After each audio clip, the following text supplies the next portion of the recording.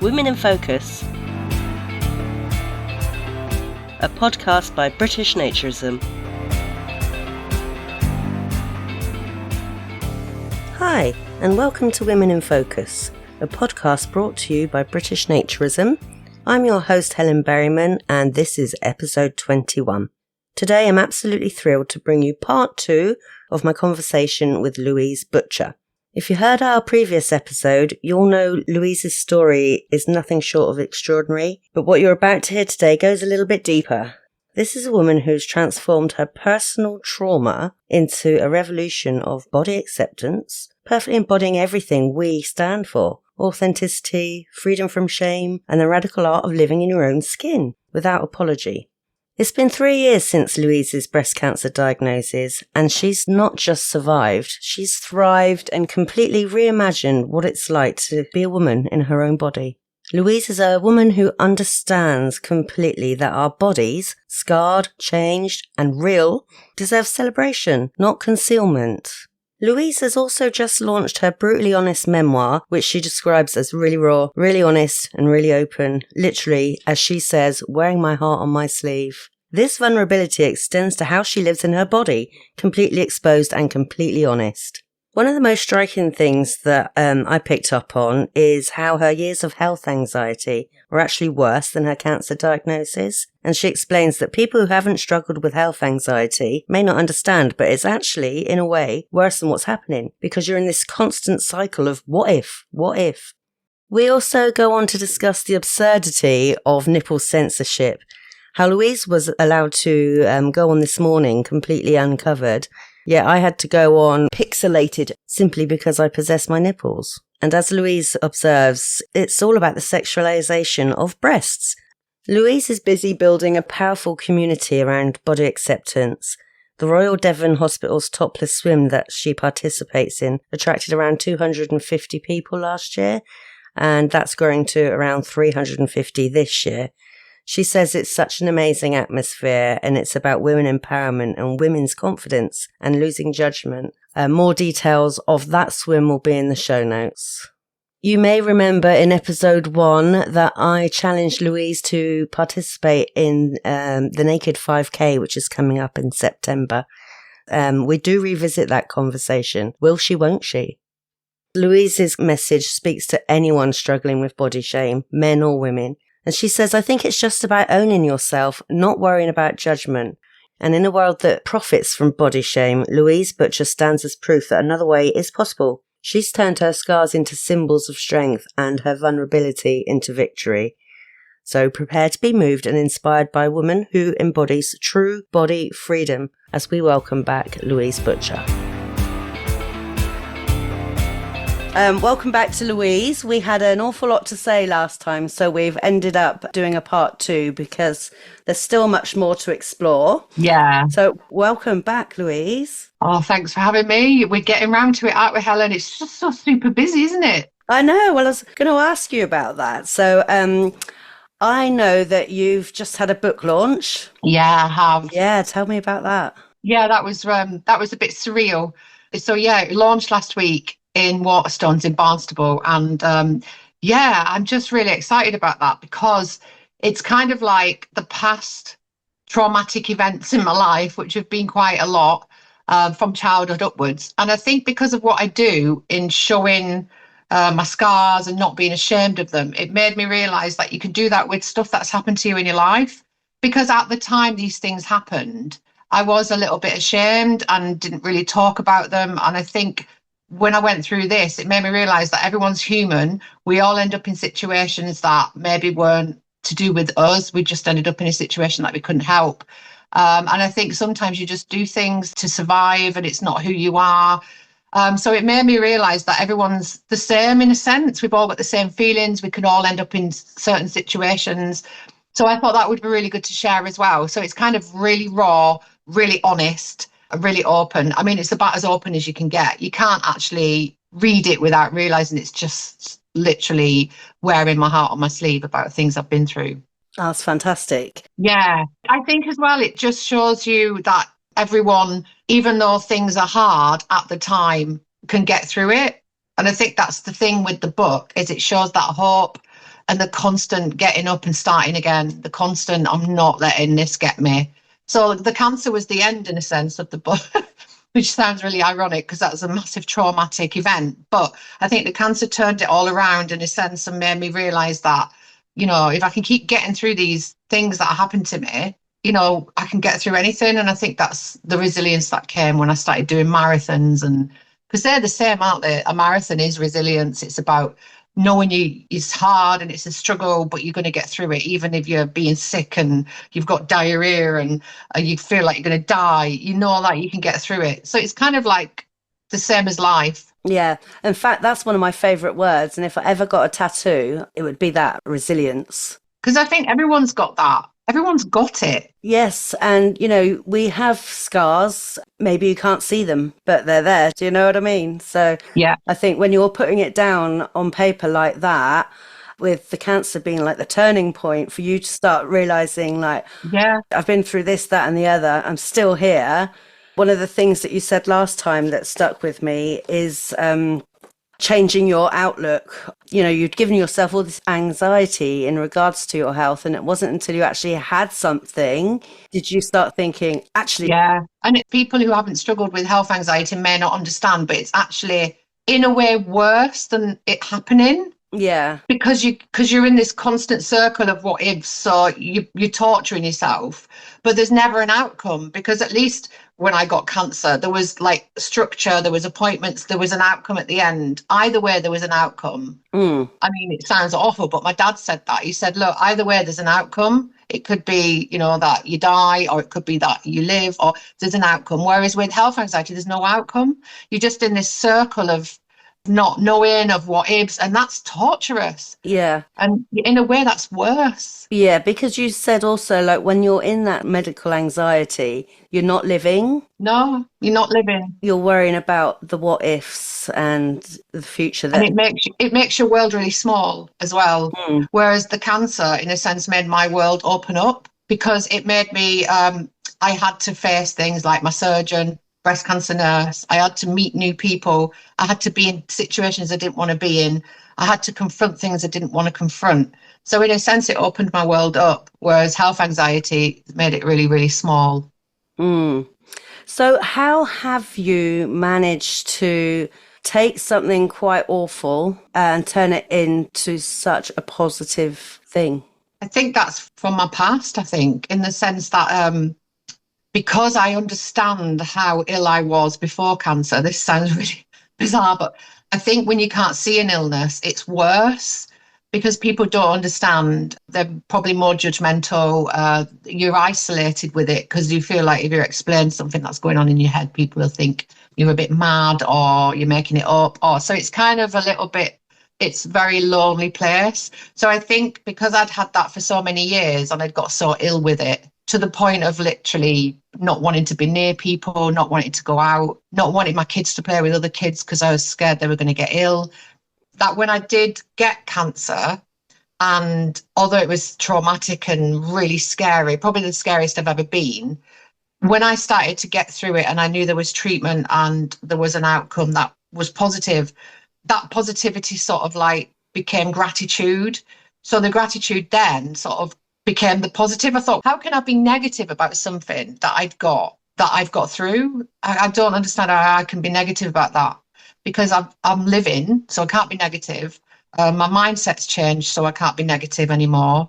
And I'm just really lucky. I just think every day when I wake up now, I feel really lucky that I haven't got health anxiety, because that was just horrendous. And that, you know, I've got over the cancer and hopefully keeping it away. So I can't see any other way than be positive. And I can't see any other way than to spread that outward and share the other bits that were difficult with people, so they understand that there is that hope and that you don't have to feel ashamed about stuff you've been through. I mean, in the book, you know, I got arrested for things. I had bulimia. I mean, I actually explain, you know, the process of eating so much that your stomach swells and then puking it all up in a dirty toilet. I mean, it's disgusting. It's disgusting, but you are literally so ill that it's like an addiction. I mean, that's hard to write, but I know so many people go through it. So I thought, well, why do I have to feel so individual and not share that? it just makes people feel better that they're not going through that awful stuff on their own, I think. Yeah, it's like we mentioned before last time we spoke about your story being relatable, and it's not just the cancer that defines you. Yeah. It's all that's led up to it, and hopefully your story will reach some people. And they say positivity is contagious, so yeah, Yeah. let's spread that. Let's spread it. um, do you know about Free the Nipple campaign? I've heard of it. Yeah. What are your thoughts on that? I mean, I'm all for stuff like that. I mean, really, I don't understand the whole sort of like covering up.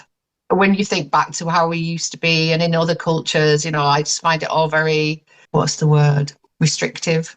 Yeah, and it's okay for a man's nipples to be Yeah. on television, but it's not okay for a female's nipples. Yeah. And I think as well, we were talking about this actually yesterday with the ladies I was with, and we were talking about a lady's nipples actually in talking about what they're used for and how important they are compared to a man. So a man's nipple is there, that's it. Mm. Whereas ours is to feed life, to nourish life. So they are so important, yet they're hidden. And if you think about it in that way, Yeah, it's very strange, isn't it? totally. And I remember you went on this morning and I did as well. Yeah.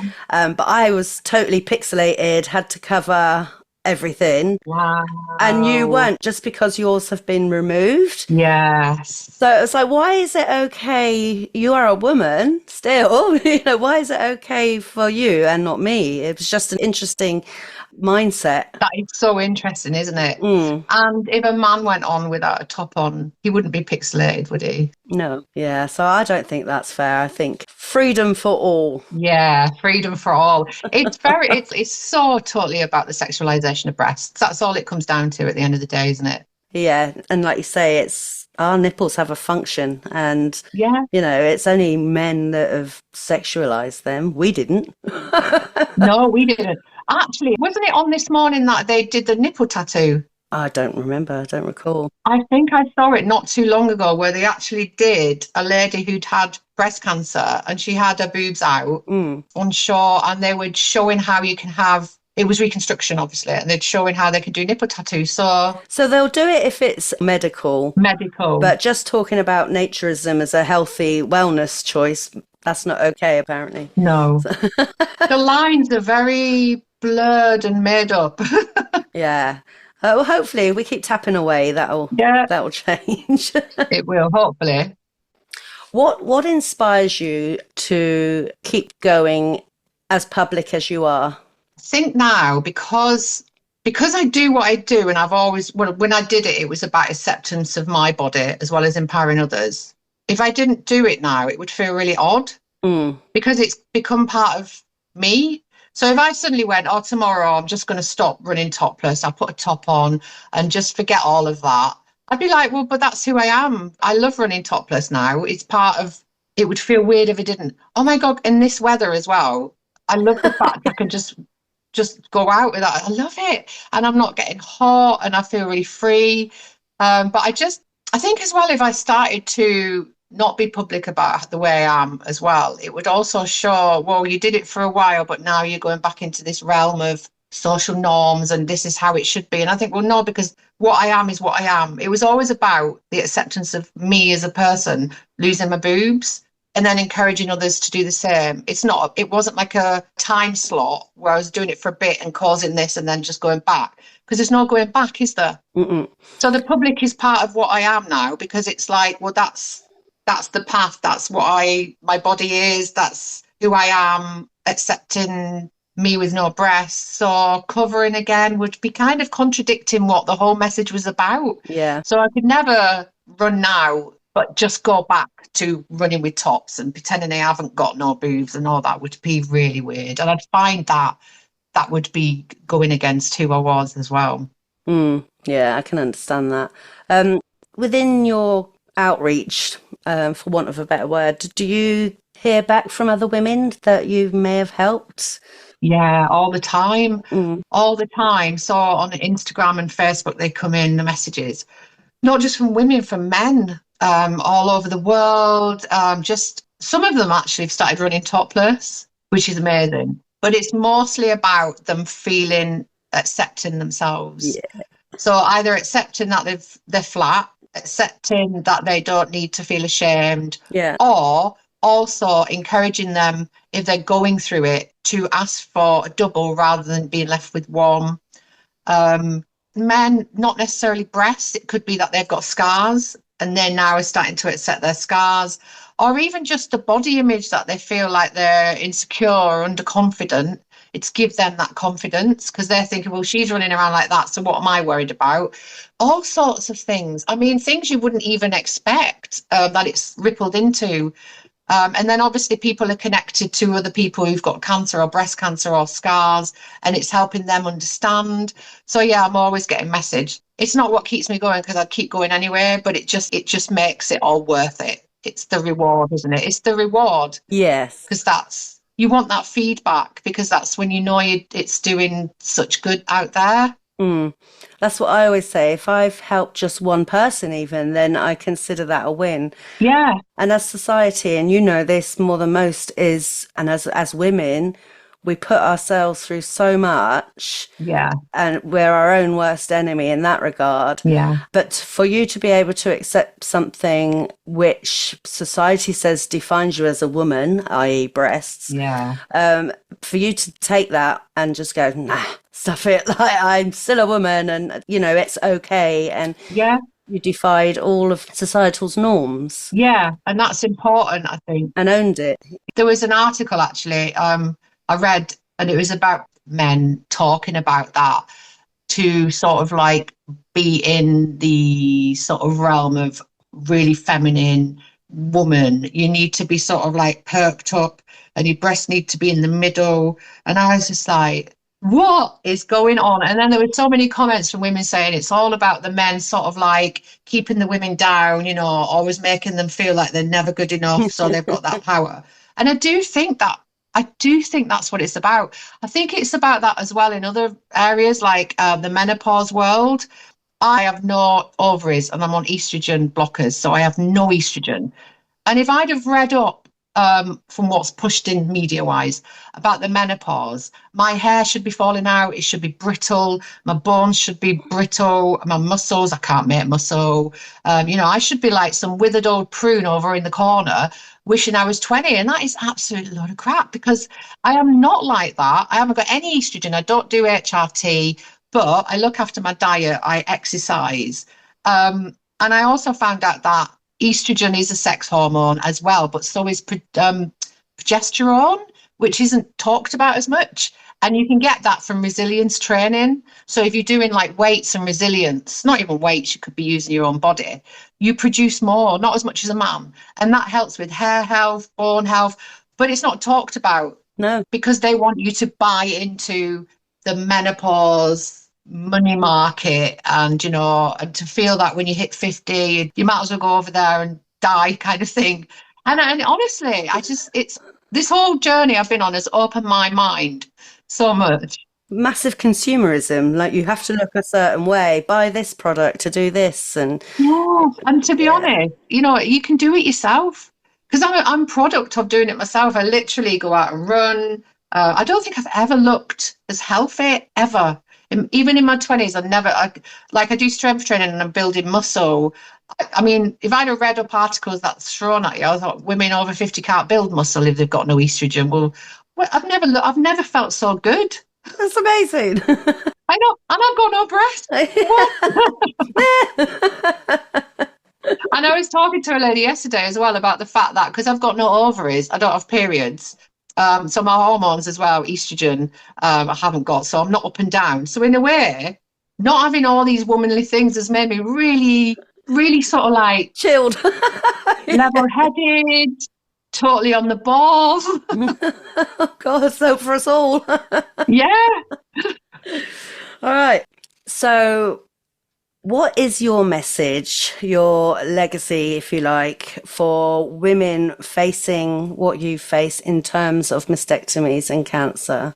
Yeah, so there's a few messages, but the initial one was about it being about the control element. I think from what I learned when I got cancer was all your control's gone. I mean, you don't control life anyway, do you? But you lose all your sense of control.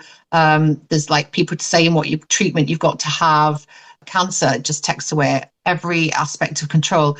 And part of my message was the control of what you want to happen to your body. And I felt like in the surgeon's office, it was kind of from research, like you need to do this, you need to have reconstruction. I had to really push to get them both off. I'm quite stubborn. So I knew, ladies who maybe not as forthright as me would sort of go with they know what they're talking about, I'm going to go with that. And then it's not for them. And then they regret it, or they feel like they didn't have the control over their body or their recovery or how they wanted to look. So that's the biggest message, in the sense that just because the surgeon's saying from the research you need to have reconstruction, if you don't feel like you want it, or you're not ready, or you need to think about it, because it's kind of pushed on you. Like when you've just been told you have cancer, you're thinking about way more important stuff than that at that time. Right. And it was all about that initially, about you taking back some control, because I think that is what gives you that little bit of empowerment, is just having that bit of control when everything else has been taken away. About you deciding what happens to you, because at the end of the day, it's your body, it's your breasts, it's your reconstruction, if you want to stay flat, that's you, isn't it? Yeah. I mean, I totally understand that. And, like we've said before, when especially like the medical team are sort of pushing you to think a certain way. And like you said, if you're not forthright and stubborn, for want of a better word, then you just go along with that. And so basically you're saying just take a moment and think about what it looks like for you. Yeah. It's personal. Yeah. And how you feel about it. Yeah. Do the research and think about it. In a way that obviously at that time you're thinking about cancer, you're not thinking about breast, you're thinking about, am I going to live? That's all. And from the research I've spoken to women, that's all you're thinking about. Yeah. So it's really difficult when a surgeon's going, right, well, should we do reconstruction at the same time? And you're not really understanding what the reconstruction is about. Because when she actually explained how it works, it sounded quite invasive and very painful, a lot more recovery than staying flat. And you're not taking that into account, because you're just thinking, well, they know what they're talking about, I'll just do what they say. And that's I think a lot of women that have come back to me said they wish they'd have been brave enough to say, no, I want to stay flat, because it's easier in a sense of like, you get over it quicker, you can move on. You're not worrying about implants, you're not worrying about other operations to have fat put there. I mean, some women who've spoken to me have said that they've had muscle and fat taken away from a part of their body, and now that part of the body doesn't work properly. Oh, okay. You're not thinking about that. That happens afterwards, but then it's too late. So I think it's just about really sitting down and thinking, do I really want this? That's really good advice. It's a strange question coming from me being an actress, but is it difficult buying clothes now? No, I love it. I love buying clothes now. I've never, ever enjoyed so I would have said before I got cancer, for the last 10 years before, I didn't even go clothes shopping. I didn't care about the way I looked. I did not care. I didn't wear makeup. I wasn't bothered about my hair. I hardly washed my hair. I washed it like once every 2 weeks. I wore it up all the time. I just didn't care. I think I thought I've got to like mid-40s, I had kids, that was me over. I don't know where that came from. I think it was from all this stuff that comes to you, doesn't it? Oh, I haven't got a sexuality anymore. I'm not attractive to men. What's the point? And I don't even think I had that many clothes in my wardrobe. And I always used to be quite into clothes and in my 20s. And then this all happened, and I'm like, ooh. So I go in all like the Primark teenage sections, because you don't have to wear the cups, and a lot of the sort of 12 to 13-year-olds haven't got like breast cups, so I get away with all of that. And oh my god, the clothes are so much more colourful and like prettier, cheaper. Honestly, and now I'm like, I was in my 20s again, buying all these clothes, having my hair done, and I'm like, how? 10 years ago, if you'd have said at 52 I'd have been acting like this, I would not have believed you. I dreaded hitting my 50s. I thought it was over. I thought, I'm just going to turn into this woman just drifting into the background. Oh, God, it's my 50th in August. And it's so not true. It's not true.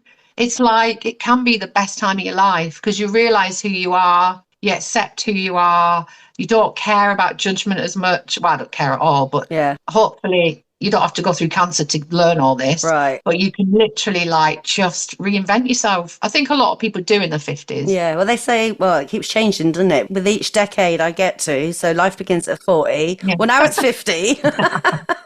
It totally begins whenever you want it to begin. It can begin in your 80s. That's all just stuff that's said. It's not true. It begins when you want it to begin, doesn't it? Absolutely. Yeah. I love that you've just living your life. Yeah. In a decade when I thought I wouldn't. Whereas actually probably in my 40s was when I wasn't living in my life. So just to recap, how long ago was it that you had the cancer? 3 years. So it was 3 years ago, April, I was diagnosed. Jeez, you've packed a lot in to 3. A lot. I've packed more in 3 years than I have in my whole life. Amazing. Because I think it was like before then I used to sort of put things off like everyone does. Yeah. Or I won't do that. Or I was scared to do it. Or I'd put obstacles in the way. So if say I was like, when I jumped out of the plane, I'd never done that ever. Or even I went to the Isle of Wight Festival on my own, camped on my own. There'd have been so many obstacles 5 years ago. I wouldn't go on my own, for one. I wouldn't camp on my own. I wouldn't camp because I think it would be too noisy when it wasn't. I wouldn't be around that many people. I'd be scared of germs. There would be at least 20 reasons not to go. And I didn't find one reason not to go. I literally didn't think. I just went, I'm going. And I went. And then the truth is in the doing, not the thinking. So all the things that I would have thought happened didn't. And all the things that happened were amazing. That's great. Yeah. And that's the bizarre thing about our thoughts and our minds is we make this stuff up. We make it up. Yeah. And a lot of it's made up from past experiences and other people's experiences and other people saying things. It's not actually the truth. So in a way, our thoughts debilitate us. Yeah, they do. They do. And a lot of what I've done has been not thinking. So I used to overthink, overanalyze, and then I'd not do anything. And when the cancer came along, I couldn't do anything but not think, because if I thought it'd be too overwhelming. And then because I'd done that for quite a while, I learned to do it and realised that when you do that is when you live. Yeah. Because nothing's stopping you. There's no little voice in your head going, oh, no, you can't do that because if you camp on your own, you might, it's a bit dangerous, or you can't do it. So the best thing you can do is not listen to it. So actually don't think. You've got to stay alive. Yeah, keep yourself safe. You've got to think to a point like don't cross the road without looking. But if it's about something like I want to go to a festival or I want to take this trip on my own, or there's loads of things, isn't there, that you could talk yourself out of. Yeah. The best thing to do is to just do it and not think about it. Yeah. And then as you do these things, it's like therapy, like when you put yourself, like if you were scared of heights, you'd put yourself up a building, wouldn't you? And it's kind of rewiring the brain into these events, actually giving you the confidence that next time you can do it. So eventually, if you do think, it'll go back to the events that were positive, and then you'll go, oh, well, actually, that was really good because that's happening then. And you can, a lot of people say, well, this is the way I am. It's not the way you are. It is conditioning. Yeah. So you're learning how to remove barriers to living. Yeah. And now you're just living. I love that. Yeah. Right. Have you got a favourite quote that you live by now? The one I use the most, and everyone gets really bored of it, is the live in the now, live in the now. I'm always living in the now. So with my daughter, she's always like narrating the future. So kids do it, don't they? They're eating an ice cream and they're talking about what they're going to do next. And I'm like, can we live in the now? We're not thinking about then. We think this is now. So I think living in the now. And I got that from The Power of Now. And that's kind of that whole mantra of not thinking, really. Just doing, being present. Because if you're in the past or the future, you're not living, are you? Perfect. What's next for you, Louise? What's happening next? Well, there's quite a lot that's happening. And I did my 10K run on Sunday, which was my third topless run of 2025. And then I've got one in August, a half marathon at Antrim, which is in Ireland. And then I've got the half marathon in Cardiff, and then the half marathon, the Great North Run. They're my runs. And then I've got a couple of runs that are coming in now, like charity runs. So there'll be a few sort of 10Ks, I think. And then I've got the Topless Swim for the Royal Devon Hospitals charity. That's happening in October. tickets should be on sale in sort of next couple of months. Oh, I might come to that. Yeah, it's amazing. It's just amazing that 250 women last year, but this year they're trying to make it 350. Oh, yeah. Brilliant. Such an atmosphere, and it's so empowering for all sorts of stories, not just about breast cancer, or it's about just women empowerment and women confidence, losing the judgment. Oh, you'd love it. Yeah. I can imagine getting quite a crowd to go to that as well. Yeah. Right. So when it comes out, I'll send over the link. Yeah. Because it does sell out quite quick. Perfect. Which is bizarre. We were all like, we don't really know. And we're all like, what? It just shows you how many women want to be free. Yeah. And women together are very, very powerful. Very powerful. And it just shows you, doesn't it, what's going on in the sort of social norms and really undercurrent. I think it's really important that. I think that hopefully it'll grow. Yeah. The body freedom is, it's a big message, and I wish I'd adopted it ages ago. So, Yeah. But you have now, and that's what matters. I have now, yes. Right. So finally, Louise, I set you a challenge at the end of last episode. Yeah. To do the naked 5K. You sent me the link. Yeah. And I haven't done it yet because I've had so much going on.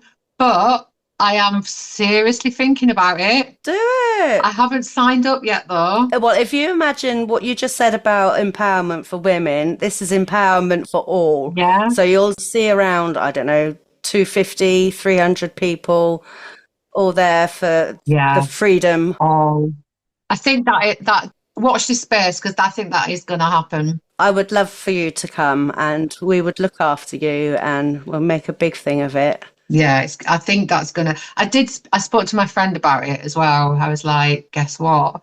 And she was like, what? Oh, I love that. And before we wind up, I won't let you forget, by the way. I will gently tap away at you. I know you won't. I've got that feeling. Any final message to people listening? I think it's just about owning yourself, not worrying about judgment, and really thinking about the fact that you don't have to think. We're all taught, aren't we, that you've got to think, but that is what stops us doing so many things. And I'm not talking about don't think about turning the oven off.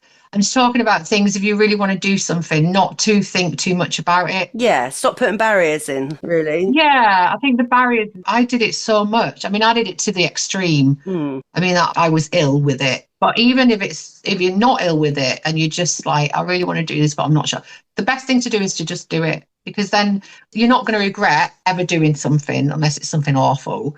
But you will regret when you can't do it. And I think that's what I learned when I got cancer. It was like, I didn't know how much time I had left. And I was like, oh, God, all the things I wanted to do, and I never did them. Yeah. And I think that's why I'm so I'm doing everything now, because I don't want to live with that regret. That's way worse than even if you did something and it didn't work out, or you didn't think it was as good, at least you did it. Yeah. That's so important, because then you're not, I think everyone, I mean, I did, you think that you've got all this time in the world and it's never going to end, and it's just, when it's smacked in your face, it just makes you wake up. Yeah. Live for the now, as you say. Yeah, definitely. If people want to know more about you, Louise, where do we point them to? So my Facebook page, everything goes on there. That's just Louise Butcher, the Topless Runner. And then my Instagram gets that feed as well, and that's Louise Butcher 39. And I'm on TikTok as well, which is kind of all the sort of same stuff. So, I mean, if you went to one, you'd find the other links anywhere. And then the book, Going Topless, is everywhere. It's global, so it's in Waterstones. You can order it online in all the wherever. If you just Google it, and it'll come up. So, and that's it's about the cancer journey, but it's got other things in there as well. So even if you're not in a cancer diagnosis, you just want some kind of, you're in a bad place maybe, you might find yourself in those pages, because there's quite a few bad places I was in. So there's lots of different bits that might be relatable to you. Brilliant. Right, well, thank you ever so much, Louise. Oh, thank you, Helen. And like I say, I will keep nagging you. You keep doing it, because I want to do that. I do want to do it. And good luck with the book, and I will see you in September. Thanks, Helen. Bye. Take care. Bye. Wow. Thank you, Louise. I don't know where to go from that. She is an amazing woman of strength, character, inspiring to many, and sometimes trust your own instincts and get to know your body, and just trust yourself. And if your instincts tell you something's wrong, then you go with that. For more information on Louise, she's on Twitter, she's on Instagram, she's on Facebook, she's in the bookshops. Details of how to get in touch with Louise will be on the show notes. If you've liked this episode, indeed, if you've liked any of the episodes, please like, subscribe, thumbs up, heart, stars, whatever it is. Your engagement does mean the world to us. Please write in if there's something you want to discuss or you want to reach out to one of our contributors, then please do so. We're always grateful to hear from you. As this goes live, my husband and I will be heading off to the Everybody Festival in Dorset. As I say, it's too late to get your tickets this time, but there's still plenty of naturist activity going on in the UK. So details of how to book any of the Naked Heart Walks, any of the Skinny Dips, or any of the other events we've got coming up will be on British Naturism's website. I've been your host, Helen Berryman. Thank you for listening, and I will see you next time as we bring more women in focus.